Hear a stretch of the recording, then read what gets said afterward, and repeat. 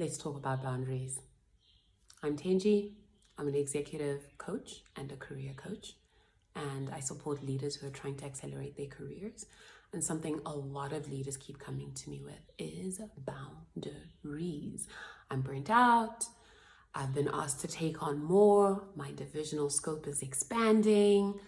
I've been invited to take on a role to move the company into a growth market. And it's big, it's exciting, but I don't know how to, I think it's too much for me. I think I need to say no. Or I keep getting these requests, right? The burden of competence and the burden of leadership. How do I say no? And something that is, I had this aha working with a client a few weeks ago, which was, is there an opportunity here where we can say yes in order to have a boundary? But what we need to add to the yes is an and. Yes, and. I remember chatting about this with my client, and he was one of those strong leader, just started the role, CEOs drawing on him for a lot of asks, right? It's kind of a growth phase, a startup that's in a growth phase with a lot of opportunity. He wants to impress, he doesn't want to let anyone down. He came in promising to deliver. Feels a bit, like a victim of the promise he made, because now he feels like he always has to say yes. And I realized working with him that teaching him to say no was actually not the ticket, but teaching him to say yes and could actually be more empowering for him. And this is why. Often when an ask comes to us, we feel overwhelmed or we feel stretched. We're trying to protect space. We're trying to protect our competence, right? My ability to deliver. I'm worried that if I say yes, I will drop the ball or whatever it might be. And we immediately say, how do I actually get myself out of this situation? Which is, how do I say no? And what we actually need in that moment is to step back and say, what would it take for me to say yes in a way that can honor me, the work that I'm doing, my team, my boss, the organization, right? All at once. Sometimes it's all at once. Sometimes it's all about in a way that honors me or in a way that honors my team. There's always something that we're trying to solve for when we're battling with a boundary. And as I spoke to my executive, the thing that we started playing around with was, are there things that could enable you in the conversation of the ask to say yes? One of the things that came up was stepping back. In the moment of the ask, not pressuring yourself to say yes immediately, but to say, I would love to support with that. Can I step back and think about XYZ, right? Can I take a step back and come back to you? Sometimes we don't even have to qualify. Step back and do what? We can just say, can I take a step back and I'll come back to you on that. I've noted it. That's all a leader wants to do, especially if it's a CEO and they're on the run, right? They're just going to be dropping stuff, right? So one is take time to breathe, look at your plate, right? Look at the resources you have. Resources being people, time, money, right?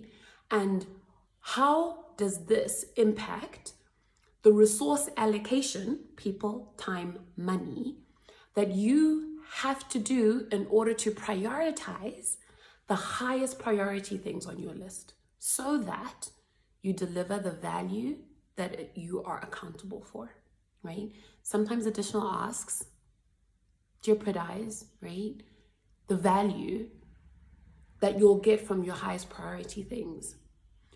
And so take a step back and ask yourself those questions. Then the second thing, right, that we started thinking about was, okay, let's say it's a no. I don't have the time. My people are busy and I can't put anything more on their plate without jeopardizing something else. And I don't have the money to do this, but I do have money, let's say. Can you outsource, right? So yes, I can do this thing that you've asked me to do. And I propose we use someone else. And if you're short on time, I propose we push this out 2 weeks or a month, given the other priorities that we have in this place. I agree that it is important, or I agree that it's an interesting question. But right now, with the priorities we have, can we put this on the work list to revisit in a month? So ask for more time. Yes, and ask for more resources. A great question that leaders have found really helpful is, am I the best person to do this, right? But you can ask that in whatever finessed way that you want to ask it, right? For example, hey, I know that Tunde worked on something similar last month. Can we pull him into this conversation? And, he might be actually the best person to do this. Or let me go speak to Tunde and see if he might not be, right? Or if he has something that's off the shelf that can be used to leverage, right? So delegate, right? And think about how within your purview can you shuffle resources, because often an ask comes to us not because there's the expectation that we need to do it, right? But that there's a desire or a need for someone to be thinking about this and not me, right? And so it's actually often quite important to step back and say, for this to be done by the organization, who in the organization is the best person to do this, right? Versus me. A key enabler of that thinking is the understanding that as a leader, right, your job is not to deliver. Your job is to ensure outcomes, right? To drive value. Your job is to enable, right? And so if there's an ask and delivery is required of it, it doesn't always mean that the delivery needs to come from you as an entity. You can corral resources behind getting that work done. This starts opening up some creativity for yourself, right? Because then you're starting to be able to think about, how do I pull the organization together? How do I pull the resources within my purview to deliver against this ask? And then at the very end of that whole process is the shutdown, where you can say, actually, no, I can't, right? Or, hey, I pose to you, given all these priorities, how high on the priority list relative to the other things does this ask fall? And therefore, can we reprioritize, shuffle, etc., right? So that is the power of yes and. I've loved this technique because what it does is it empowers you to still feel like you're a team player, like you really want to show that you can deliver, right? Especially if you're new in a role, especially if you're gunning for a promotion or you're trying to be noticed in the organization, or quite frankly, you think something is actually quite important and you want to be, part of this value creating ask or, value add, right? That the CEO or the business is trying to capture, right? But I think what's really powerful for us as leaders is to start asking ourselves, what is the and? Because often the and lives in a point of tension, right? When we're rushing and we're moving so quickly, forcing ourselves to slow down, step back and think about it, look at our diaries, look at our priority list, look at what our teams are working on, think, and then respond. That's a tension point because we want to quickly respond and get moving so we can do the next thing. How can you live in that tension point? The other tension point, I think, is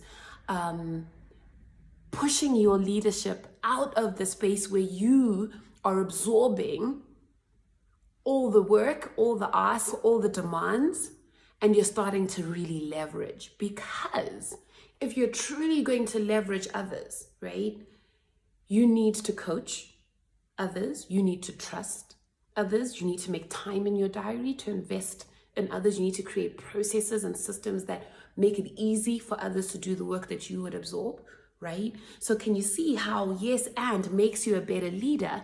Because now you step back and say, if I want to say yes to this, who do I need to be? And what needs to be true? And what can I pull together in order to empower a yes to happen in a way that doesn't involve me absorbing everything.